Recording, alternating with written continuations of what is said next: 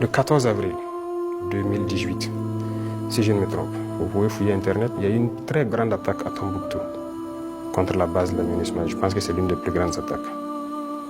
Lors de cette attaque, la base est grande.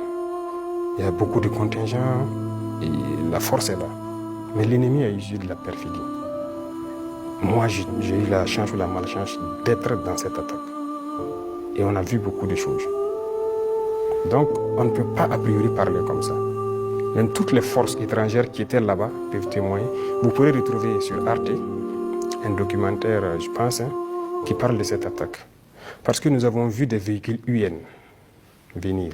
Mais ceux qui étaient dans le véhicule avaient notre tenue, avec des casques bleus. Mais comme on était sous le feu, le mitrailleur a mitraillé le véhicule. Il l'a arrêté.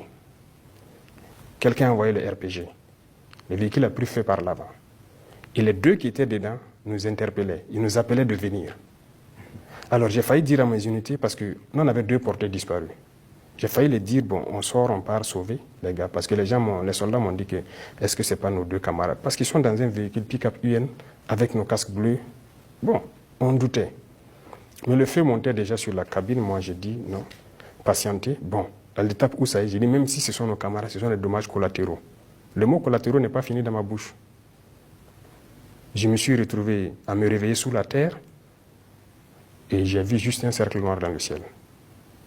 Le véhicule était piégé. Bourré d'explosifs, il a explosé en fait. Pendant ce même combat, un autre véhicule est passé par le checkpoint.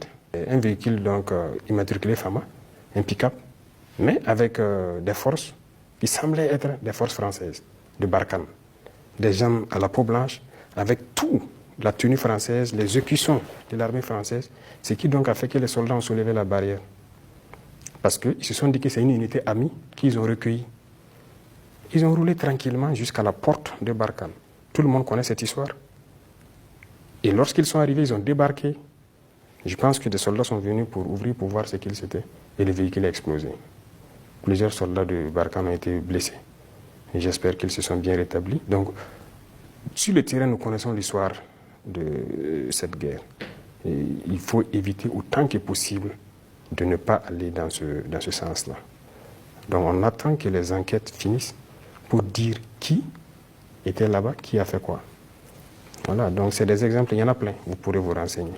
Monsieur le Président, votre ministre de la Défense a évoqué hier justement donc une coalition, la notion de coalition internationale contre le Burkina. Vous, chef de l'État, est-ce que vous assumez justement donc de telles notions? Assumer de telles notions, il s'agit d'analyser et d'observer ce qui se passe.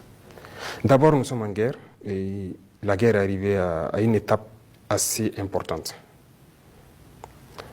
Et il y a des choses, c'est normal que les gens se posent des questions. Quand on prend le côté équipement, ils sont nombreux ces pays-là qui ont refusé de nous vendre l'équipement. Refusé catégoriquement. D'autres nous ont dit qu'ils ne vendent pas ce qui est létal. Ça veut dire les armes, ils ne vendent pas. Donc peut-être que c'est avec les cailloux qu'on va combattre l'ennemi, je ne sais pas. Et même ça, même ce qui n'est pas létal, en termes de blindés et autres, ils sont nombreux ces pays qui refusent de nous vendre. On s'est tourné vers d'autres pays pour acheter. Mais ils sont encore nombreux ces pays qui viennent s'offusquer pour qu'on ne parte pas payer avec ces États.